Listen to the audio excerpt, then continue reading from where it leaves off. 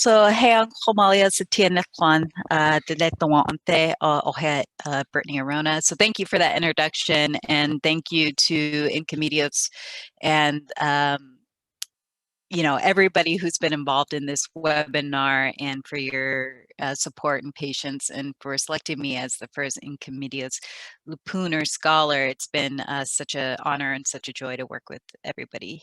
So I just wanted to reiterate that and put that out there. So today I am situated on the territories of the traditional territories and the contemporary territories of the Nisenan and Miwok peoples of the Sacramento Valley. And I just wanted to take the time to honor and acknowledge the lands that I'm on as a guest and here in their place in the world. But I also hope that with land acknowledgements that we go beyond that and actually work towards freedom and justice for the peoples whose lands that we are on and where we occupy. So I invite you, if you're in, an indigenous territory, which you likely are, please to consider those things as well, and the ways in which you ally yourself with Native and Indigenous people around the world and in the place that you're at. So today's talk is titled Hope and Renewal, Fixing the Earth with Indigenous Environmental Stewardship During Climate Change. And so I was really trying to think about a broad enough topic that I could talk about related to Indigenous environmental stewardship, which is where my area of expertise is, as well as situating it within my own positionality as a Hupa person. And so something I want to foreground in this presentation is that I don't speak for all Indigenous people. No one Indigenous nation or tribe or group speaks for one Indigenous nation or people. I don't even speak for my own nation, right? I'm a member of the Hupa Valley tribe, but obviously there are different positionalities that the tribe may take. But I wanted to talk a little bit about the ways in which climate change has impacted Native people, what Native people are doing today to combat that, and then our ongoing relationships with more than human kin. To just give you a sense of the things that people are working on and continuously work on in mainly North America. So I'm fairly North America centric and California centric. But these types of activities also occur elsewhere around the world. In New Zealand, Australia, Central America, South America, in anywhere that you could think of, really. So I just wanted to put that as a disclaimer, right? Like, I am a Hupa scholar. I position myself as a Hupa person. And when I'm writing, I'm positioning it through my identity as a Hupa person. So the title of this talk actually comes from Yurok Hupa and Karuk artist Lynn Risling, who is a prolific artist on the northwestern coast of California, where I am from. And the title of her painting is Hope and Renewal, Swim Against the Current. And it's one of my favorite paintings from hers. It was featured in an exhibit that I was fortunate enough to curate, and she generously allowed me to use in the exhibit. And it's also now in the permanent collection at the Autry Museum in Los Angeles. So if you're ever at the Autry, you could go and see this in person. But I really like her piece because it reflects both the ways in which climate change and environmental destruction has impacted Indigenous lands. So if you look at the right-hand side, you could see, dead salmon. Our people, if you went to my talk a few months ago, I talked about, Klamath River Basin infrastructure projects and how that has a tendency to destroy our environment. And then extractive infrastructure that's occurring here. But I see this painting as being very hopeful.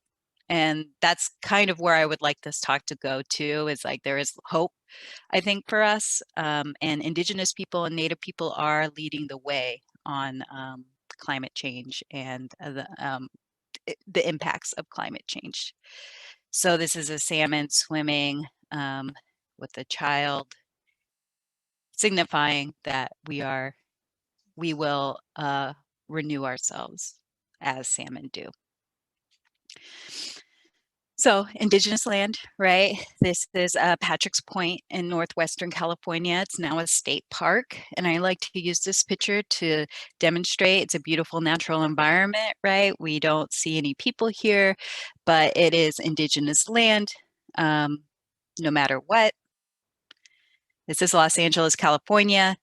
And it's something that I get a lot from people and questions from people or in my own workspace is, well, cities are not native lands, right? Well, no.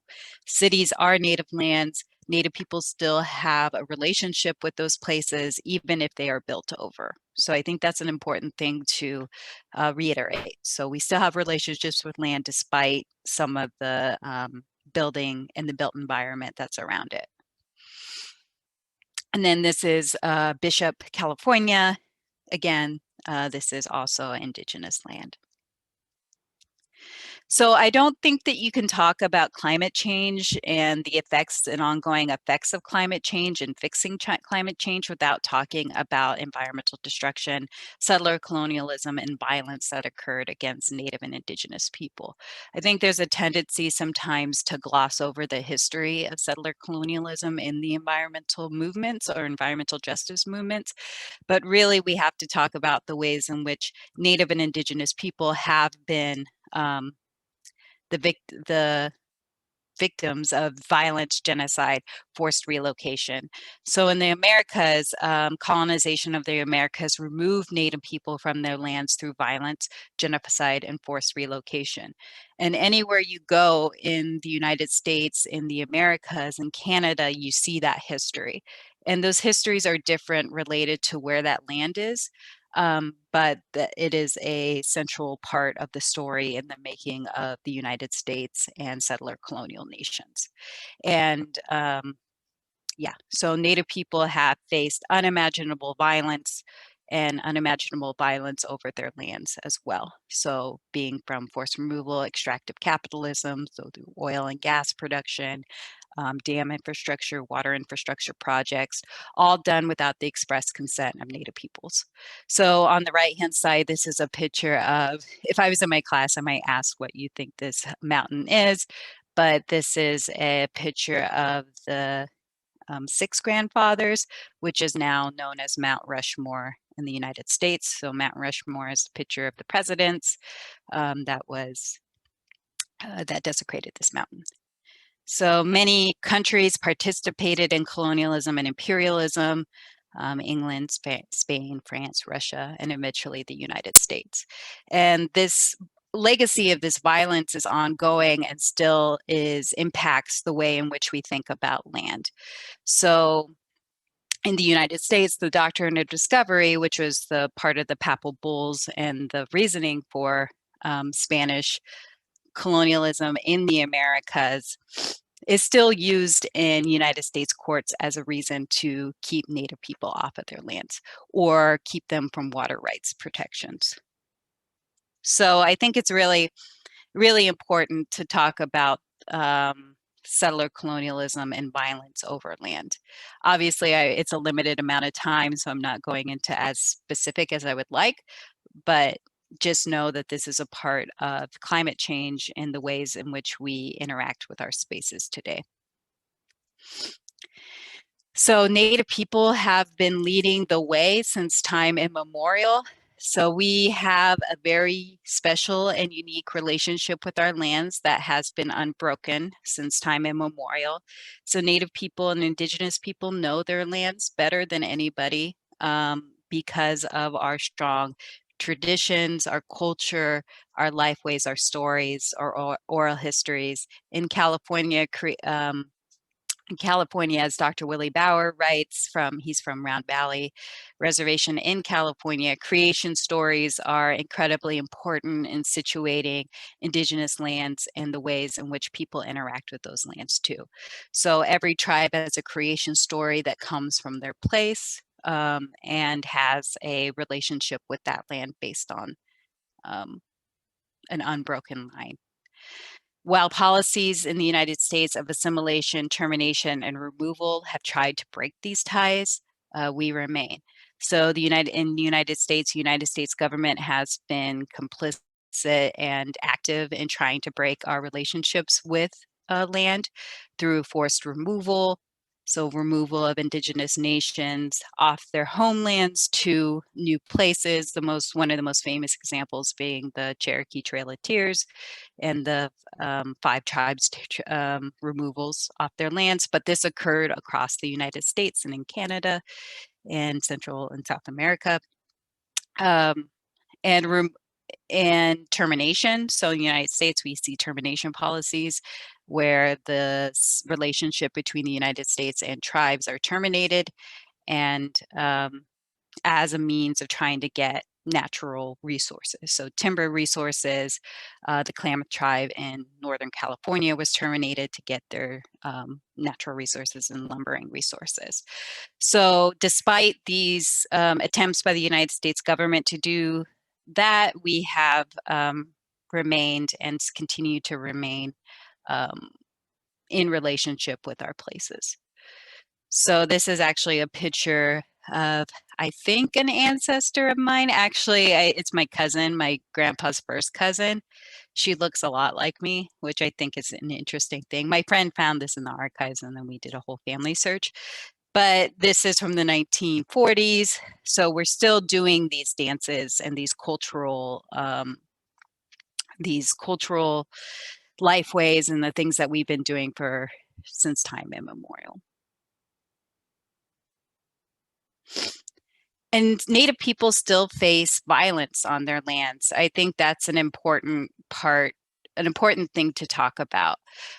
So very recently, maybe in the last couple of months, Daryl House, an Oneida and Dene military veteran, is tased repeatedly by by the National Park Service Ranger Gardner at Petroglyph National Monument in New Mexico. So Native people are profiled on public lands and often face discrimination for practicing ceremonies, gathering, and caretaking land without government permits or permission. So this is very United States centric, but so Native people can't go onto national park lands or state parks lands without permission to gather, to do ceremonies, to interact with land in the ways in which they have been doing for generations. And this is an important point to make related to climate change and the changes in the environment that we're seeing now, because we haven't been able to do traditional burning. So the concept of wilderness is not real because Native people have been interacting with the land forever. And so this relationship means that they were tending land too. So cultural fires in California were really important because they help produce plant growth, they help take care of underbrush, they help take care of the land. So it's a reciprocal relationship that Native people have to this place.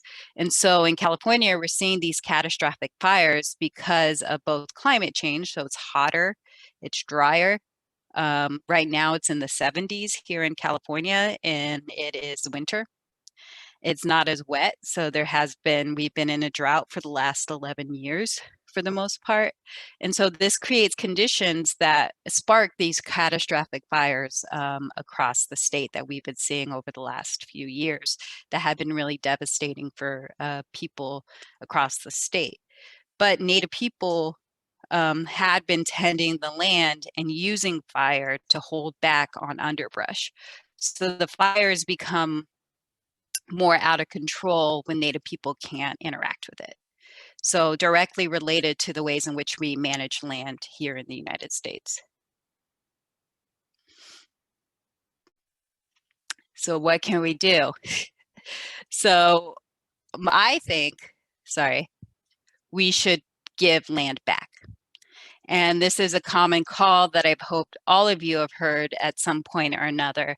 But giving land back to Native and Indigenous nations is central to helping protect and steward the world through this climate change catastrophe that we're going through. And this is a picture of it's called Indian Island, but known as Tuluwat in Wiyot territory in in Eureka, California.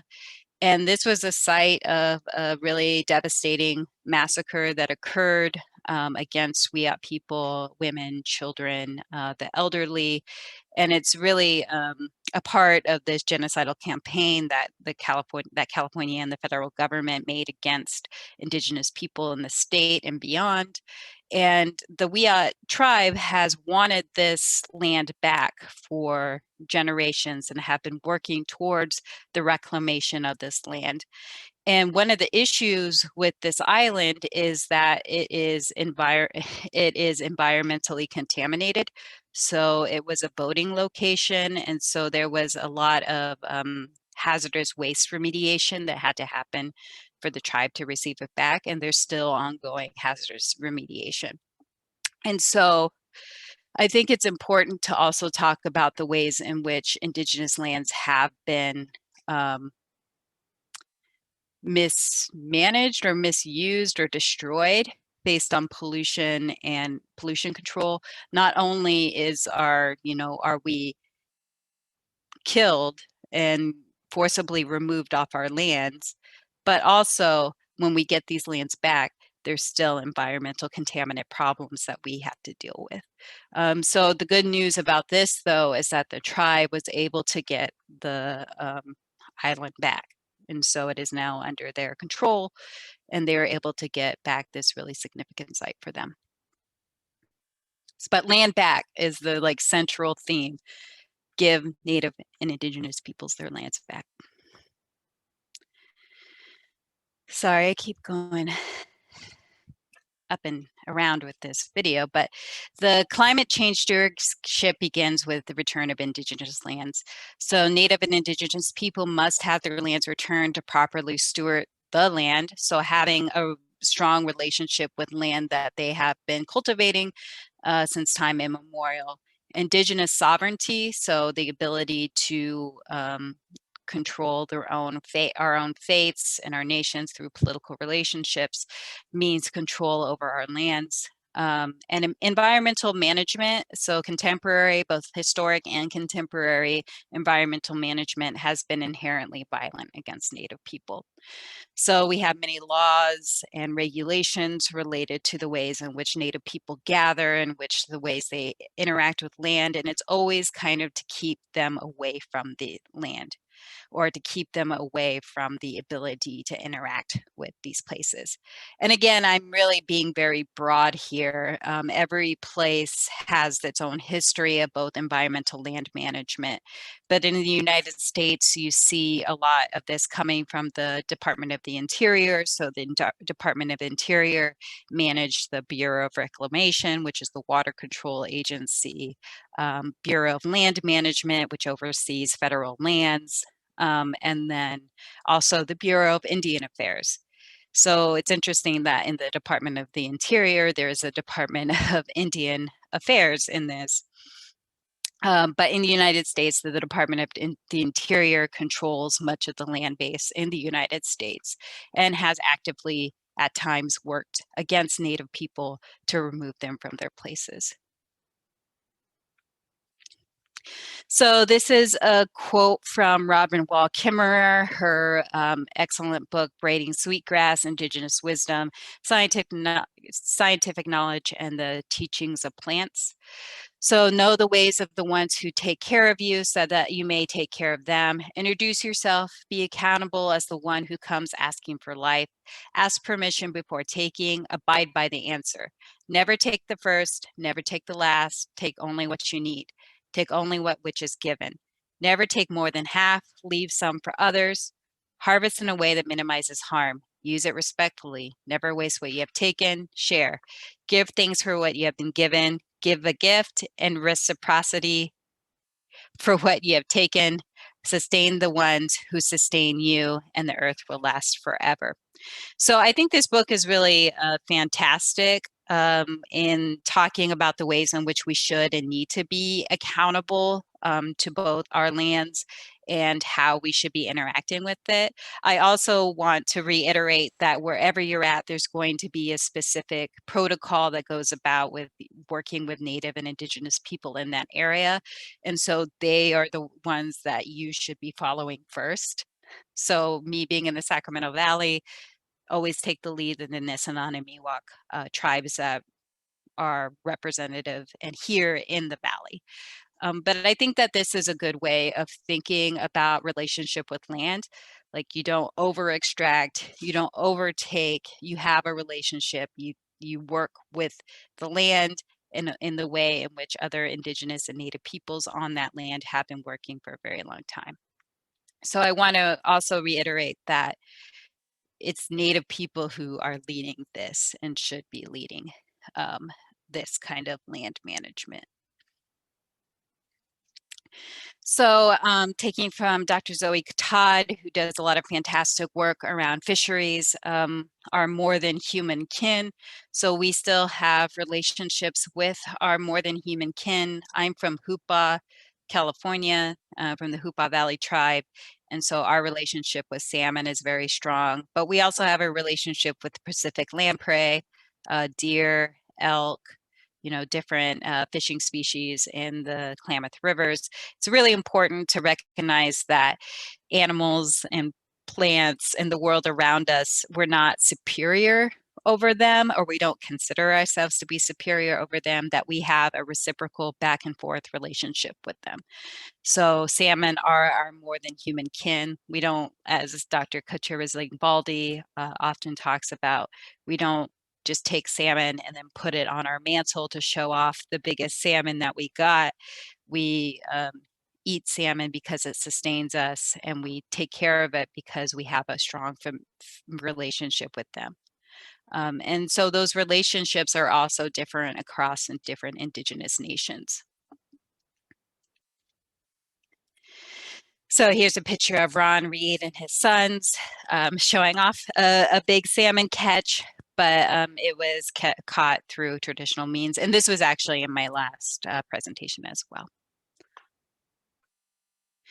So here I'd like to talk a little bit about Leanne Simpson, who's Anishinaabe, and her fantastic article, Land as Pedagogy. So being engaged in land as pedagogy, as life practice, inevitably means coming face to face with settler colonial authority, surveillance, and violence, because in practice it places indigenous bodies between settlers and their money. So I mean, a lot of the reasons in which why we're in this climate change crisis is because of extractive capitalism, settler colonialism, violence, and genocide over indigenous lands. So the practices of hunting, fishing, and living off the land within my territory are a direct challenge to settler colonialism since 1923 and the imposition of the Williams Treaty. So being a practitioner of land as pedagogy and learning in my community also means learning how to resist this imposition. It's process of learning how to be on the land anyway. So she, in this article, talks a lot about how land is our first teacher, that land as is the source of knowledge for indigenous nations, and that we should be learning off of the land, and that land as a pedagogical source is incredibly important. But that you also have to recognize that land, like working on land, also means coming up against settler colonial authority, surveillance, so surveillance in the forms of violence and removal from ongoing settler management practices, and the ongoing violence that Native people are situated against via capitalism or extraction. So traditional ecological knowledge, this is a picture of the Honorable Ron Good, who is chairman of the North Fork Mono tribe in California. And so traditional ecological knowledge also has a lot of different names and a lot of different instances of a lot of different, sorry, I was distracted by the chat, a lot of different descriptions, or people think about it in different ways. But I use the way in thinking about it that tech is a way of interacting with the environment and using management practices through indigenous praxis.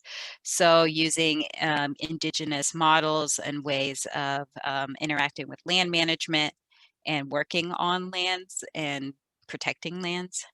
So many tribes continue to interact with land despite barriers from federal, state, and private property owners. And so this is a direct way in which Native people are situating themselves against climate change. So trying to bring back these practices that had been criminalized for a very long time, and in some instances are still criminalized. So Native people going out into land. So this is a picture of Ron Good doing cultural burns. So going out in the land and doing a cultural burn in the place. And something I want to note about traditional ecological knowledge too, it's not something that can be just be taken and put into a management document and say, this is how we're going to do traditional ecological knowledge. It really has to be in collaboration and consultation with tribes and indigenous nations, especially in the ways in which they're leading it too. So that's really important. So tribes need to be leading these efforts and be compensated also for the leading of these efforts. So again, this is a picture of Norfolk Mono tribe and meadow restoration. So using cultural fire to rebuild basketry plants, food plants, things like that. And they still do this work, it's ongoing. So in the face of climate change, Native advocacy is increasingly important. So these are two pictures from the Undam the Klamath protests. I believe I showed them in the last video. I try to use my own photographs because I don't, I want to be sure I'm getting permissions from people to do that. But the Native advocacy is very important and increasingly important in the face of climate change. And I also want to note that we have been advocating for the environment and for our lands since colonialism has occurred. So Native people have been resisting colonialism and violence over land for a very, very long time. But in the face of climate change, tribes are also seeing the ways in which mismanagement and extractive capitalism has impacted their homelands and are fighting against these ongoing forces. So if you missed my Undam the Klamath talk, the tribes have been pushing back against Pacificor, which is a subsidiary of Berkshire Hathaway owned by Warren Buffett, one of the richest people in the world. Also do a lot of work on river and marine restoration advocacy. On the left-hand side is the removal of the Elwha Dam in Washington. That was situated as a older dam that wasn't producing hydroelectric activity. And so the dam was removed based on Native advocacy and advocacy from environmental groups to re-up salmon populations. And then on the right-hand side is the Marine Life Protection Act protests that were going on in 2010. So the Marine Life Protection Act was an act that protects marine life, marine ecological spaces in California. But the issue is that the writers and the administrators for the MLPA didn't consider tribal rights at all. And so Native people, especially the Tolowa Nation in Northwestern California, pushed back against the MLPA and really fought for their ability to continue to gather and to work with marine lands that they have been doing since time immemorial. So while the MLPA had good intentions, it didn't consider Native rights to marine lands and to continuing cultural traditions that they have been doing since the beginning of time. And then advocacy against pipelines. This is probably what you're most familiar with if you haven't, really engaged in this space as much. So advocacy against pipelines.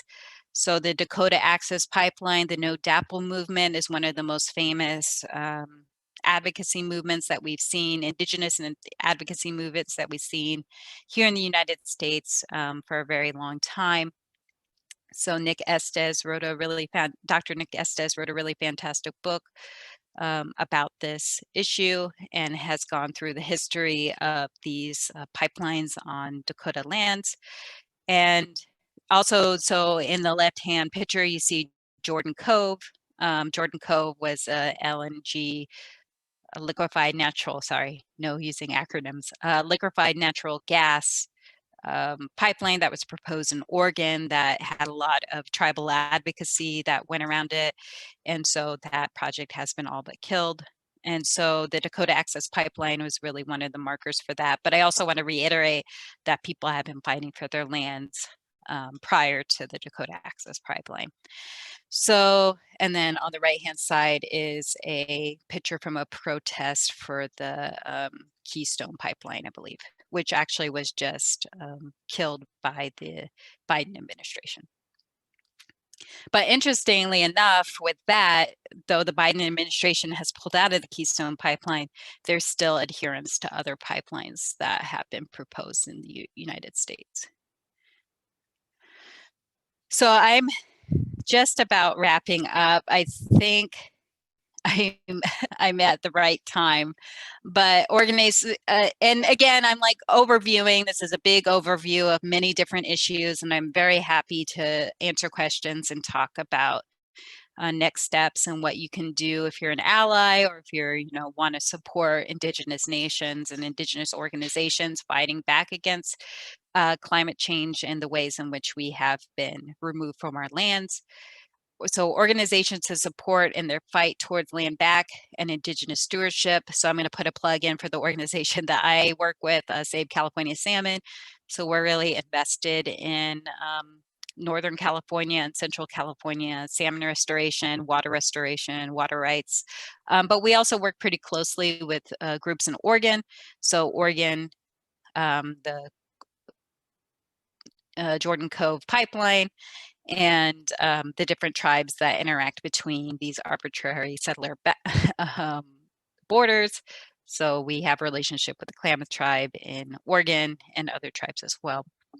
The Indian Collective, which is a fantastic organization that provides support to different Native movements. The Red Nation, so on the left-hand side is Dr. Nick Estes, who's one of the founders of the Red Nation with Dr. Melanie Yazzie, and they're based in New Mexico and working on getting different networks of people together to fight against many different things, environmental Indigenous environmental justice being one of them. And then the Seventh Generation Fund, which is based out of McKinleyville, California, that supports Indigenous and environmental projects across the United States. So I tried to also focus on organizations that do work across different spaces. So yeah, definitely please support these organizations if you're interested in Indigenous environmental justice and land back, which I hope you are if you're here. I think that's it. Thank you, Brittani. That was really eye-opening for, I'm sure, a lot of people. And we've actually had, as you noticed throughout your talk, quite a lot of questions coming through. So I'm going to kind of ask a few questions. The first one is based on your land back slide. So one of the slides that you had in your talk that was titled. So this person is asking, what is the name location of this land? And is this land rich in extractive resources? So yes. So the area that I put in is called Indian Island, but it's really Tuluwat, and it is a village site of the, or a site, an important site for the Wiyot people in Eureka, California. So it's Northwestern California. As you can tell, I'm a little Northwestern California centric. But that area was used for boating purposes. And so there's a lot of environmental issues related to hazardous waste management there that the tribes are still working to, clean up that area, which was a significant site for them culturally. And then in Northwestern California, we see a lot of water infrastructure projects. So there's a lot of dams that are in that area, not just the Klamath River dams, but also the Eel River. So that area has been heavily dammed. And then a lot of timber too. So there's quite a bit, there's a long legacy in Humboldt County of timber extraction. And so timber actually creates a lot of environmental problems that people don't think about, from clear cutting to like old teepee burners. And teepee burners were not regulated and tended to have a lot of environmental issues, still tend to have a lot of environmental issues around them because they cause ongoing like cancer issues within like indigenous nations in that area. And so at least and mining. So mining is also a huge one up there, all unregulated.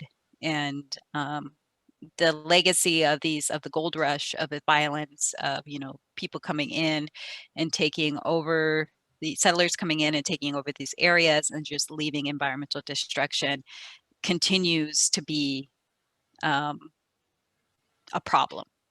And so like going back to remediate, which means like restore the land, takes a lot. So we're dealing with these ongoing environmental issues from settler colonialism and violence that Native people experience, and then the new ones that are popping up related to like massive fires, the freezing temperatures in Texas, like that all has to do with this legacy of violence that people experienced, Native people experienced. Okay. Thank you. We've got our next question. Do you hope for a closer working relationship with government regarding land back with the recent election of President Biden? Yeah, I mean, I hope. There's always this hope, you're always hoping that things get better. I mean, the Trump administration was terrible for the environment, as we all know. And so, you hope that a better relationship comes with the new people in power. But then again, we also have to think about the ongoing adherence to neoliberalism, or it's continued capitalism that occurs over indigenous lands. And so I mentioned that it's great that the Keystone pipeline was killed by the Biden administration very recently, but what about these other pipeline projects that are ongoing and continuous? I think we have to ask these questions, like, no matter where politically aligned we are, about administrations and people in power and what their how they continue these practices of extraction and removal of Native peoples. So I hope, Deb Haaland, who's the Department of the Interior, hopefully the new, Department of the Interior head, I have hope that, she's the first Native person to head this organization. Hope that things get better because of that. But then it's also like, I think we have to consider the history of why that organization was founded in the first place. And it was for the express removal and destruction of Native people's lands. Okay, thank you. Our next question: how do you apply this approach to give back land globally as the first front for fighting climate change? I.e., what about countries with no Indigenous communities present? So I don't have an answer to that. I am very obviously United States centric. I would also say that even if you think that there's no Indigenous people left, there likely are. And that Native and Indigenous people around the world are often invisibilized for resource extraction, and for the express purpose of, removal for their lands and their areas. So I would also like maybe think about that in like certain in other countries. And obviously every country has a different government and different relationship with their Native peoples and their governments. But I think it's possible. Like, I think it's possible to give lands back. I mean, I think that is the way to go about this kind of climate crisis that we're seeing right now, and to reimagine a world in which we're not in extraction all the time and not, situating people for profit. And we're seeing these issues come up over and over again, and people know the problems. It's just, how do we reimagine a world that's completely different from the way in which we live now? And I think that imagination also comes from Indigenous and Native people who have been thinking about it for a very long time. And other peoples as well, allied peoples as well.